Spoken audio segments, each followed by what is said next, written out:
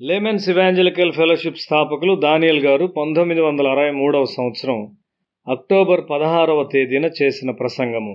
దానియేల్ గ్రంథము 4వ అధ్యాయము 31వ వచనము.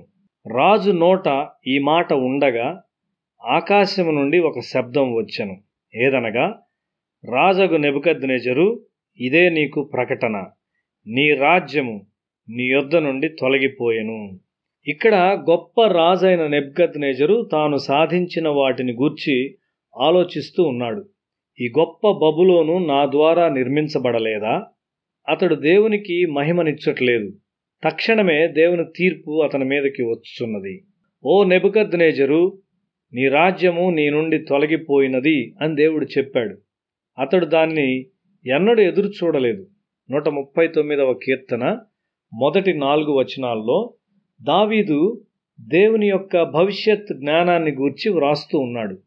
దేవుడు చాలా తరచుగా మన తలంపులతో నిరాశపడుతూ ఉంటాడు. ఎందుకు?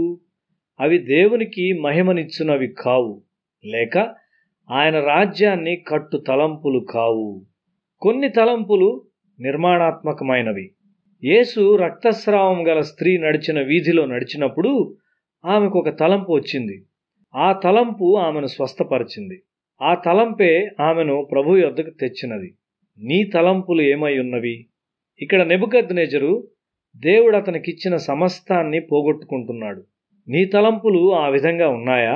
దేవుడు నిన్ను కట్టుచున్నాడు. దేవుడు ఈ సహవాసమును కట్టుచున్నాడు.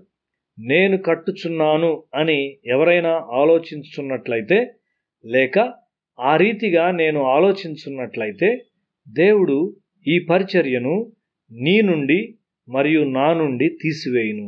దేవుడు బహుశా నీకు ఒక కుటుంబాన్ని ఇచ్చి ఉంటాడు. అది నీ కుటుంబం, నీవు దాన్ని కట్టావు అని ఆలోచించినట్లయితే, దేవునిని దాని నుండి నీవు తొలగించినట్లయితే, నేను అనేది ఆ స్థానంలోనికి వచ్చును. అప్పుడు నీవు నీ కుటుంబాన్ని పోగొట్టుకుంటావు. భూమి మీద పరిచర్యలో చాలామంది యేసు తమ వీధుల్లో నడుచుటను చూశారు. వారి తలంపులు ఆయన ఆహ్వానించినప్పుడు వారు దీవించబడ్డారు. ఓ నెబుకద్నెజరు, నీవు గర్వం గలవాడవు అని దేవుడు చెప్పాడు. అతని తలంపులు బబులోన్ను తెచ్చాయని అతడు తలంచాడు. మొదటి ప్రపంచ యుద్ధంలో హిట్లర్ ఒక సామాన్య సైనికుడు. అతడు గాయపరచబడినాడు. ఒక బ్రిటిష్ సైనికుడు తుపాకీతో అతన్ని కాల్చుటకు గురిపెట్టాడు. అతడు చనిపోయి ఉండేవాడు. అయితే గౌరవప్రదమైన పద్ధతి ఏదనగా, గాయపడిన సైనికుని చంపకూడదు. అతడు గాయపడినట్లు బ్రిటిష్ సైనికుడు గమనించి తన తుపాకీని క్రిందకు దించాడు. హిట్లర్ మరణమును తప్పించుకున్నాడు. తన ప్రాణమును కాపాడినందుకు హిట్లర్ దేవునికి కృతజ్ఞత కలిగి ఉండలేదు. తన దేశము యుద్ధంలో ఓడిపోయినందుకు అతడు చాలా కోపగించాడు. ఇంగ్లండ్ మరియు ఫ్రాన్స్ దేశముల అంతం చూడాలని తన మనసులో నిశ్చయించుకున్నాడు. ఒక బ్రిటిష్ వైద్యశాలలో తన గాయముల కొరకు హిట్లర్ చికిత్స పొందినాడు. అతడు ద్వేషము మరియు కోపము గలవాడై వారి వైద్యశాలలో చికిత్సను పొందుచు ఇంగ్లాండును నాశనం చేయాలని ఆలోచిస్తూ ఉన్నాడు. దేవుడు ఆ విధమైన తలంపులను వృద్ధి చేస్తాడా? దాని ఫలితము ఏమనగా, ఐరోపా అంతా, ముఖ్యంగా జర్మనీ నాశనం చేయబడింది. కొన్ని తలంపులు నిర్మించగలవు, కొన్ని తలంపులు నాశనము చేయగలవు. మనము ఒక గొప్ప దేవుని కలిగి ఉన్నాము. ఆయన తలంపులన్నీ సృజనాత్మక తలంపులు. ఆయన గూర్చి మనం భయపడకుందాము. మన తలంపుల నుండి మరియు జీవితాల నుండి ఆయన్ను తొలగించుకొనకుండా ఉందము.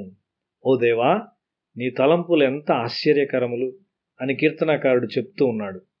నాకు తలంపు పుట్టక మునుపే అది నీకు పూర్తిగా తెలిసి ఉన్నది అని 139వ కీర్తన 2, 3, 4 వచనాల్లో దావీదు చెప్తూ ఉన్నాడు. ఆయన మనలను బాగుగా ఎరిగి ఉండుట ఎంత దీవెనకరము! ఆ విధంగా ఆయన మనలను పరిపూర్ణంగా నడిపించగలడు. మన పెదవులు మాటలను ఉచ్చరించక ముందే అవి దేవునికి తెలియను. ప్రతి పదము అర్థవంతముగా ఉండును. ప్రతి తలంపు అది ఉచ్చరించక ముందు మన మనస్సులో ఏర్పడును. మన తలంపులు ఆయన నుండి వచ్చినవిగా, ఆయన తలంపులుగా ఉండునట్లు దేవుడు మనకు సహాయం చేయునుగాక.